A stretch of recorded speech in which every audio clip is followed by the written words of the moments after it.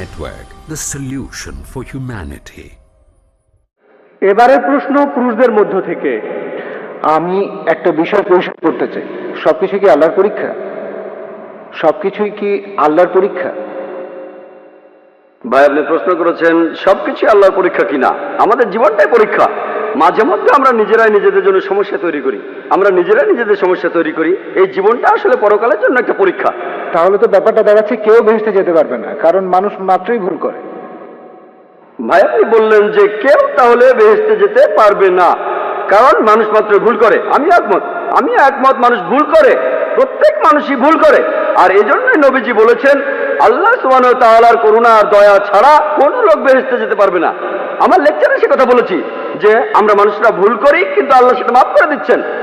তিনি গাফুর, তিনি রহিম, তিনি করুণাময়, তিনি পরোপকারী, তিনি এই লোকদের মাফ করে দেন। তবে তিনি কিছু নিয়ম কানুন মেনে চলেন। আর আল্লাহ তিনি এমন কিছু বলেন না যে তুমি দেখতে ভালোটা মাফ করে দিলাম, তুমি দেখতে খারাপটাকে মাফ করলাম না। আল্লাহ মানুষের জন্য আইন কানুনগুলো বলেছেন কোরআনে।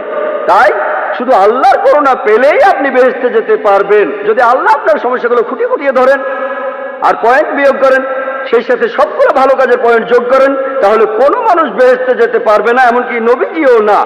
নবীজি কথা বলেছেন, এটা নবীজির হাদিস। পবিত্র কোরআন বলছে আল্লাহ আপনার ভালো কাজগুলোকে 10 দিয়ে গুণ করবেন আর খারাপ কাজগুলোকে 1 দিয়ে। আর আল্লাহ এরকমই করুণাময়, তিনি মানুষকে ক্ষমা করে দেন। তবে একটা অন্যায় তিনি ক্ষমা করবেন না। পবিত্র কোরআনে সূরা নিসার 48 নম্বর আয়াতে উল্লেখ আছে এবং সূরা নিসার 116 নম্বর আয়াতে উল্লেখ আছে যে অন্যায়টা তিনি কখনোই ক্ষমা করবেন না, সেটা হলো শিরক, আল্লাহ ছাড়া অন্য কারো উপাসনা করা। অন্য কোনো অন্যায় হয়তো তিনি ক্ষমা করতে পারেন, আর আল্লাহকে ছাড়া অন্য কোনো দেবতার উপাসনা করা, এটা হলো সবচেয়ে বড় অন্যায়। আশা করি উত্তরটা পেয়েছেন। আপনি কি আরো কিছু বলতে চান ভাই? হ্যাঁ, এখন ধরি একজন লোক, সে তার সব কাজ ভালোভাবে করলো, কিন্তু সেই লোক তার 3 জন স্ত্রীকে সমানভাবে দেখলো না। সেই লোক কি তখন বেহেশতে যাবে? ভাই, আপনি প্রশ্ন করলেন যে যদি, আমি আপনার প্রশ্নটা বুঝেছি, যদি কোনো লোকের 3 জন স্ত্রী থাকে আর সে সমান বিচার করতে না পারে, সে কি বেহেশতে যাবে? হ্যাঁ যাবে। কেন যেতে পারবে না?